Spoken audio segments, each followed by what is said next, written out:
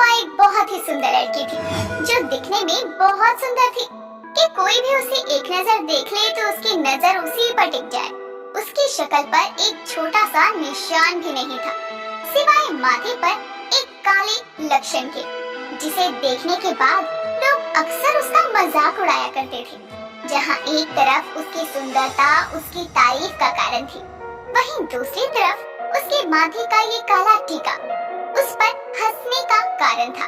ऐसे ही एक दिन रूपा अपनी कॉलेज की कैंटीन में बैठकर चाय पी रही थी। तभी उसकी दोस्त संजू वहाँ आकर कहती है, हाय रूपा मैडम, कैसी है तू? बड़े दिनों बाद दिखाई दी। मैं ठीक हूँ, तू बता? मैं भी ठीक हूँ। मैं तुझे ही कब से ढूंढ रही थी। तुझे पता है हमारे कॉलेज में ब्यूटी कंपटीशन हो रहा है। मुझे लगता है तुझे पार्टिसिपेट करना चाहिए। तू तो बड़ी आसानी से जीत जाएगी। तू पहले से ही इतनी सुंदर है। मेरा तो बहुत मन था भाग लेने का, लेकिन मैं तेरी तरह सुंदर नहीं हूँ ना। पागल हो गई है क्या? कुछ भी बोलती है। और वैसे भी सुंदरता दिल की होनी चाहिए, शक्ल का कुछ नहीं है। हाँ ठीक है, मान ली तेरी बात, लेकिन अब तू मेरी बात मान ले। तेरे पास तो दोनों सुंदरता है, दिल की भी और शक्ल की भी।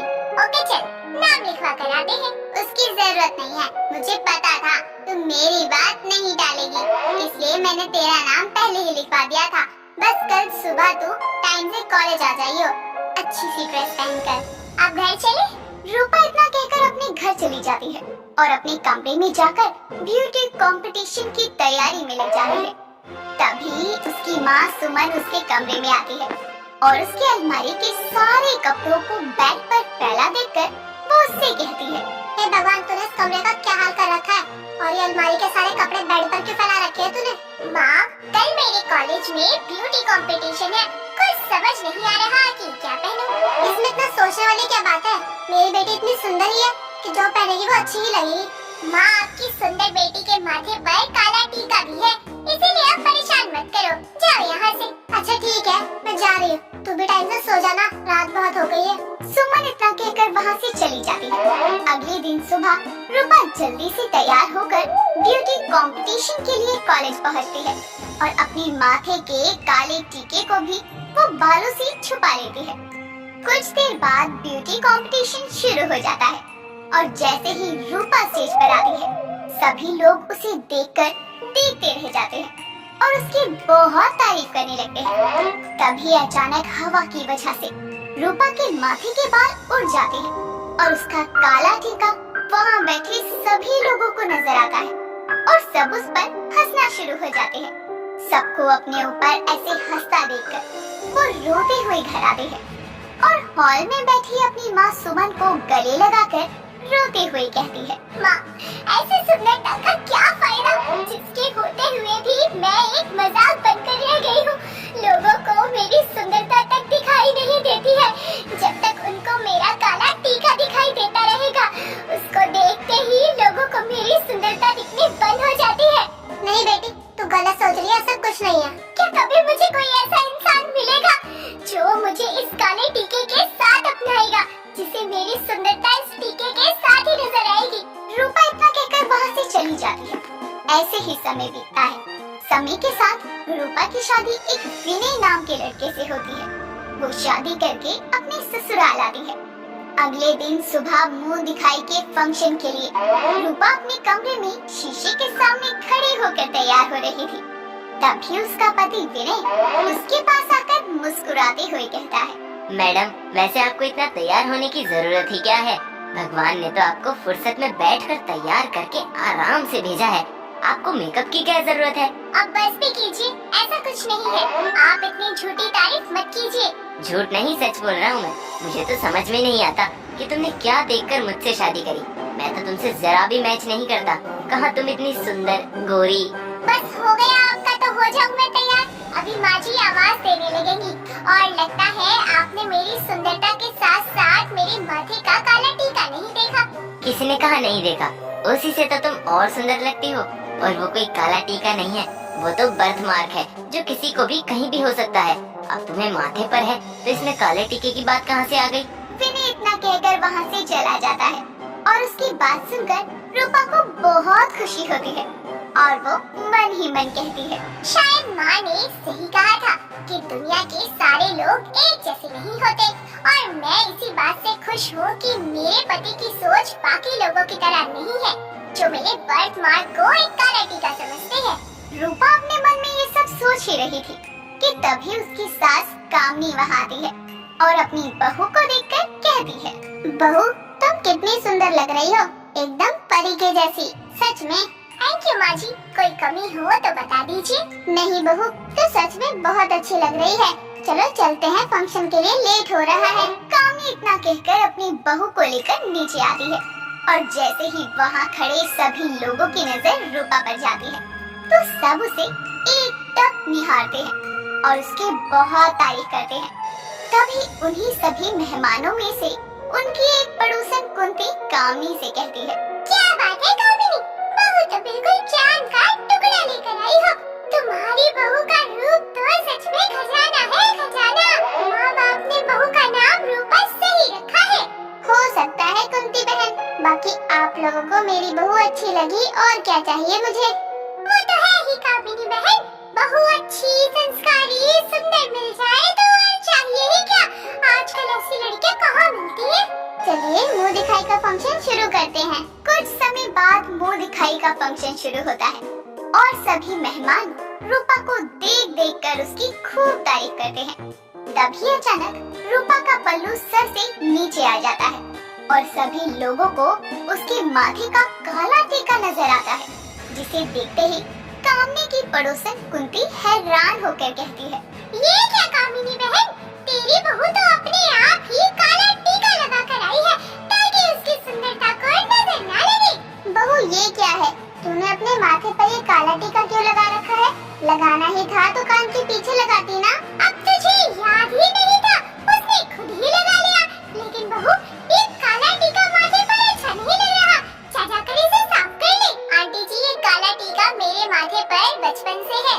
लो जी, फिर तो वो कहावत सच हो गई कि चांद में दाग है। कामिनी तेरी बहू भले ही सुंदरता में चांद है, लेकिन देख इसका ये बर्थ मार्क तो काला टीका ही है इसका। कुंती की बात सुनकर उसके साथ वहाँ खड़े सभी लोग जोर जोर से हंसते हैं और सभी लोगों को अपने ऊपर हंसता देखकर रूपा अपने कमरे में चली जाती है। ऐसे ही कुछ समय और बीतता है।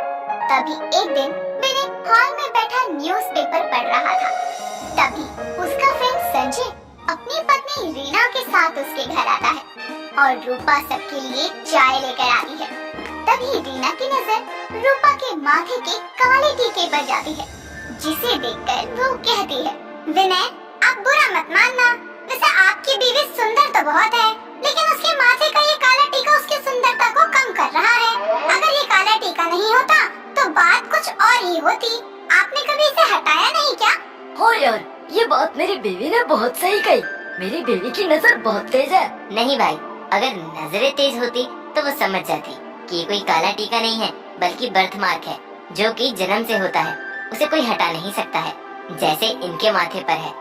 जैसे अगर ये काला निशान इनके हाथों पर नहीं होता तो इनके हाथ और सुंदर लगते। तो आपने कभी इन्हें हटाने की कोशिश क्यों नहीं की? विनय की बात सुनकर संजय और रीना का मुंह बंद हो जाता है और सभी की बातें पीछे खड़ी कामिनी सुन रही थी, जिसे सुनने के बाद उन दोनों के साथ उसे भी अपनी गलती का एहसास होता है।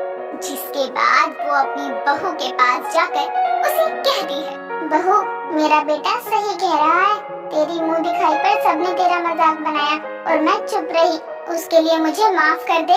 इस तरह से सभी लोग रूपा से अपने गलत स्वभाव के लिए माफी मांगते हैं और कामी अपनी काली टीके वाली बहू को उसके काले टीके के साथ दिल से अपनाती है। अरुणिता सुबह नाश्ते की टेबल पर आंखें बंद किए जोर से चम्मच बजाने लगती है। तभी उसकी माँ अमिता खाना लेकर वहाँ आती है और उसके सर पर एक लगाते हुए कहती है, क्या नौटंकी लगा रखी है, इतनी जोर से मेज को पीटे जा रही है, वो भी तो बैठा है ना शांति से। वही तो, मेरे कानों में भी दर्द कर दिया इसने। देखा, आप आ गई ना खाना लेकर, चलो आवाज करने का कोई फायदा तो हुआ। देखो तो जरा क्या बनाया है, गोभी के पराठे हैं और क्या तेरे लिए नाश्ते में 56 भोग परोसूं? अरे मतलब कोई सब्जी वब्जी नहीं बनाई क्या? ऐसे सूखे से पराठे कैसे खा लूं? ओ अकल की अंधी, सूखे कहाँ है, गोभी भरी तो है उसमें। और सब्जी अभी गैस पर चढ़ी है, इसलिए वो पड़ी टेबल पर अचार की डिब्बी। उसमें से अचार निकाल और अचार से पराठे खा ले। क्या माँ, थोड़ा जल्दी उठा करो ना। बताओ, अब नाश्ते में अचार पराठे खाने पड़ेंगे मुझे। शुक्र कर वो भी नसीब हो रहा है, वरना मैं ना उठूं तो तू तो भूखी ही मर जाए। खुद खाना बनाने का तो कभी कस ना करने की कसम खा रखी है तूने। कसम का तो पता नहीं। आप मुझे अभी नाश्ता दे दो। आओ अचार, आज सब्जी नहीं होने की वजह से मजबूरी में तुम्हें ही खाना पड़ेगा। इतना कहकर वो अचार के साथ पराठे खाने लगती है। शाम को कॉलेज से आते हुए अरुणिता अपनी फ्रेंड मंजू के साथ छोले भटूरे खाने के लिए एक छोले भटूरे के ठेले पर जाती है। तभी उसकी फ्रेंड मंजू बोलती है, बोल, एक प्लेट लगवाऊं कि दो? एक ही लगवा ले बहन, सब यहीं पर खा लूंगी तो घर पर क्या खाऊंगी? फिर माँ मीठे के तौर पर थोड़ा ही सही, लेकिन भर भर के ताने खिलाएंगी। ठीक है भैया, एक प्लेट लगा दो। जिसके बाद दुकानदार एक प्लेट छोले भटूरे उन्हें देता है और दोनों खाने लगती हैं। खाते खाते अरुणिता दुकानदार से बोलती है, अरे भैया, आपने अचार तो डाला नहीं प्लेट में, खाली छोले भटूरे ही पकड़ा दिए। अचार भी दो ना, और हाँ, गाजर वाला देना। अरे आधी प्लेट तो बिना अचार के ही खा ली, अब ये भी खा ले। क्या अचार मांग रही है? अच्छा जी, पैसे भी हम पूरे दे और फिर अचार भी छोड़े। भैया देख क्या रहे हो, अचार दो ना। उसके कहने पर दुकानदार उनकी प्लेट में अचार रख देता है और अरुणिता मजे से अचार के साथ चटकारे लेते हुए छोले भटूरे खाने लगती है। उस दिन के बाद से अरुणिता अचार की चटोरी हो जाती है, जिसके बाद से वो खाने के साथ अचार जरूर खाया करती। एक दिन रात के खाने के समय टेबल पर अचार की शीशी ना देखकर वो अपनी माँ से बोलती है, माँ, अचार कहाँ है? सुबह तक तो यही था। अचार कहाँ नहीं गया, अचार खत्म हो गया है। खत्म हो गया? ऐसे कैसे खत्म हो गया? अरे बिना अचार खाए मैं खाना कैसे खाऊंगी माँ? जब अचार को सब्जी समझकर खाएगी तो खत्म ही होगा ना। और सब्जी दाल पड़ी है तो अचार की क्या जरूरत है? नखरे मत कर और चुपचाप खा ले। माँ ऐसे कैसे? सब्जी दाल ना हो तो चलेगा, लेकिन अचार के बिना खाना मेरी हलक से नीचे उतर जाए, ये कभी नहीं होगा। मैं चली दुकान अचार लाने। अरे अरे, कहाँ चली रात को? कल ले आई हो अरुणिता। वो अपनी माँ की एक नहीं सुनती और रात को ही अचार खरीदने निकल जाती है। इस तरह वो बिना अचार के खाना नहीं खाती थी। एक दिन वो शाम को मैगी बनाकर अचार लेने के लिए डब्बा खोलती है तो देखती है कि उसमें एक भी अचार नहीं है। बस होता है तो बचा कुचा अचार का मसाला, जिसे वो चम्मच से निकालकर अपनी मैगी में मिला लेती है। तभी उसका भाई आकाश वहाँ आकर बोलता है, ओ पागल, क्यों मैगी का नाश मारने में लगी है? नाश नहीं कर रही, बल्कि मैं अचारी मैगी बना रही हूँ। खाएगा तू? ओ दिमाग से पैदल इंसान, मैगी के साथ अचार कौन खाता है? और तू तो अचार भी नहीं, उसका मसाला मिला रही है मैगी में। क्या हो गया? क्यों चिल्लम चिल्ली मचा रही है रसोई में? हे भगवान, ये लड़की फिर अचार का डब्बा लेकर बैठ गई। अरे बस कर चटोरी, अब क्या खाली डिब्बा भी चाटेगी? मिक्स वाला ना, इस बार बड़ा डब्बा लेके आऊंगी अचार का, फिर वो खत्म ही नहीं होगा। वैसे भाई बात कहूँ, उस दिन मजबूरी में खाया अचार ना, सच में उसने तो मेरी जिंदगी के स्वाद ही बदल दिया। मजा ही आ रहा है अब तो अचार खा के। मान जा अरुणिता, इतना खट्टा सेहत के लिए अच्छा नहीं होता और मजा कब सजा बन जाए ये पता भी नहीं चलता, इसलिए अचार खाने पर कंट्रोल कर। ठीक है माँ, समझ गई। मैं कम खाऊंगी, लेकिन खाऊंगी जरूर, छोड़ूंगी नहीं। ठीक है, अभी मैं अपनी अचारी मैगी खा लेती हूँ। इतना कहकर वो मैगी खाने लगती है। समय बीतता है और जैसा कि अरुणिता ने कहा था कि वो अचार खाना बंद नहीं करती, लेकिन कम जरूर कर देती है। एक दिन अमिता की पड़ोसन गुंजन कटोरी लिए उनके घर आती है और उसे देखकर अरुणिता बोलती है, अरे गुंजन आंटी, आप फिर से कटोरी लेकर चली आई, कहिए क्या घट गया, चीनी या चाय पत्ती? अरे मोए कुछ न चाहिए, मैं तो ये अचार देने आई थी। वो टुन्नू के पापा गांव गए रहे तो वहीं से लाए थे, अपनी अम्मा को चखा दियो, एक नंबर अचार बनता है गांव में। क्या बात है, हमेशा कुछ लेकर जाने वाली आज देकर जा रही है, वो भी अचार। चलो सही है। हाँ आंटी, बिल्कुल और कुछ? ना बस इसी वास्ते आई थी, कटोरी कल लेने आ जाऊंगी, चलती हूँ। गुंजन के जाते ही अरुणिता कटोरी में रखे अचार को लालच भरी नजरों से देखने लगती है और उसमें से एक अचार निकाल के खा लेती है। तभी उसकी माँ मार्केट से लौट आती है और उसे अचार खाते देखकर हाथों में पकड़ा थैला जमीन पर पटक कर वो झाड़ू उठाती है और अरुणिता को कूटना चालू कर देती है और उसे मारते हुए बोलती है, मेरी बातें तो कान में जाती ही नहीं है ना तेरे, फिर अचार खाने बैठ गई, वो भी कटोरी भर के। आज से रही अचार खाने का भूत उतार कर रहूंगी मैं। आई मम्मी, अचार तो पड़ोस वाली गुंजन आंटी देके गई थी, मैं तो बस चख के देख रही थी। आए आपने बेफालतू में सोच दिया मुझे। गुंजन, अच्छा उसके गांव से आया होगा।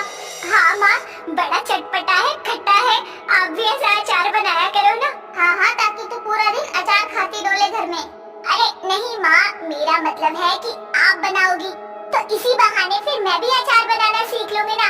प्लीज माँ, बना दो ना, मैं वादा करती हूँ खाने से ज्यादा बनाने में ध्यान दूंगी। ठीक है, लेकिन अच्छा और स्वादिष्ट अचार बनाने में समय लगता है, इसलिए बेसब्र होकर बनने से पहले ही चटमट कर लियो।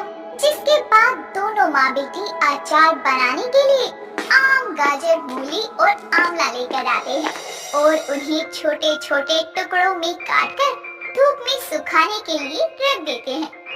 एक हफ्ते धूप में अच्छी तरह सुखाने के बाद वो अचार का मसाला बनाकर उन सबको उसमें मिला देते हैं और सरसों का तेल डालकर अचार के डब्बे को रख देते हैं। 5-6 हफ्ते अच्छे से उसे धूप लगाते हैं। 2 महीने की मेहनत के बाद उनका बनाया मिक्स अचार तैयार हो जाता है। ऐसे ही अरुणिता फिर खुद से अलग अलग अचार बनाना सीखती है, जैसे कभी गोभी तो कभी नींबू और तो कभी अदरक का अचार।